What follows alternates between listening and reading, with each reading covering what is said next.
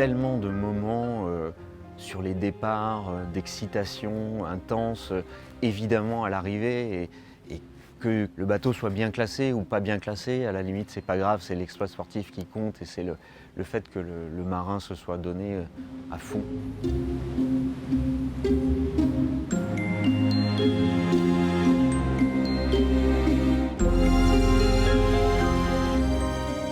Je suis Lionel Garcia, le directeur général de la société Everial.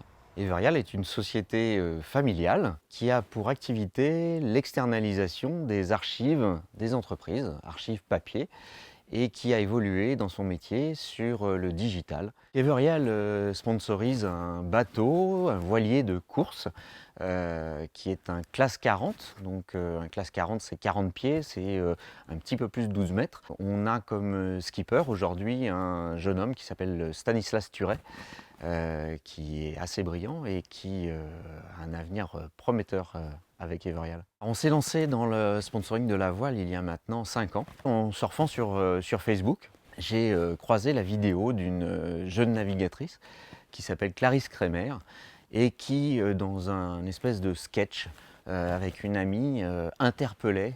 Tout a commencé quand j'ai dit à Anne-Laure que j'allais traverser l'Atlantique. Mais c'est énorme! Alors on a fait une vidéo. Et là, on n'a pas compris. Elle a été reprise par quelqu'un Qui connaît quelqu'un? qui connaît quelqu'un Qui connaît quelqu'un? qui nous connaît. Bref. Mais de manière très originale et complètement différente de tout ce qui se fait dans la recherche de sponsors sur les marins traditionnels. Elle avait pour ambition de faire la mini transat, donc une traversée de l'Atlantique sur un petit bateau de 6,50 m. Ça nous a séduit. On n'était pas le sponsor principal à l'époque, on était un petit sponsor, un petit budget. Donc Clarisse Kremer a fini sa mini transat en deuxième position. Belle performance pour une première. On était à l'époque en 2017. Et puis comme toute aventure, c'est une histoire d'hommes, de femmes. On s'est plu avec Clarisse. On a continué ensemble sur la solitaire du Figaro, sur la Transat AG2R. Notre objectif premier était de faire découvrir déjà la voile à l'ensemble de nos collaborateurs qui étaient très loin de ce milieu et de les fédérer autour d'un projet commun et autour d'un sportif de haut niveau. On fait vivre à nos collaborateurs l'ensemble des moments que le skipper veut bien nous donner, nous transmettre. Aujourd'hui, avec les moyens de communication, on a beaucoup de nouvelles de ce qui se passe en mer.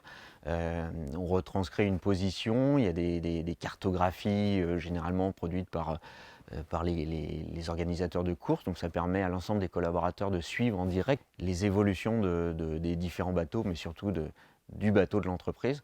Et puis on communique, nous, sur les valeurs que l'on porte, les valeurs portées aussi par le skipper, de performance, d'endurance et de ténacité dans l'effort. Ça procure beaucoup d'émotions, pour le moment toujours positives. Ce qu'il faut quand même prendre en compte, c'est que la voile est un sport mécanique. Et quand un marin part en mer avec son bateau, son objectif c'est de le pousser au maximum, donc de risquer de casser. Si je devais donner un conseil à une entreprise pour se lancer dans le sponsoring de la voile, c'est déjà de se préparer, de ne pas y aller comme ça frontalement, de bien choisir son support, bien choisir déjà son axe de communication. Est-ce que l'objectif pour l'entreprise, c'est de communiquer majoritairement en interne ou d'avoir une vraie visibilité extérieure sur les médias?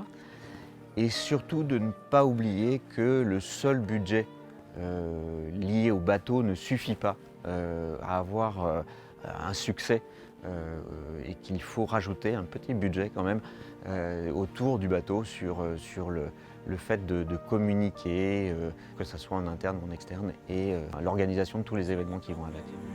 On espère que dans 2 semaines, on sera déjà de l'autre côté de l'Atlantique. Il faut voir un investissement sur le long terme dans je pense, tout investissement sportif, tout sponsoring sportif.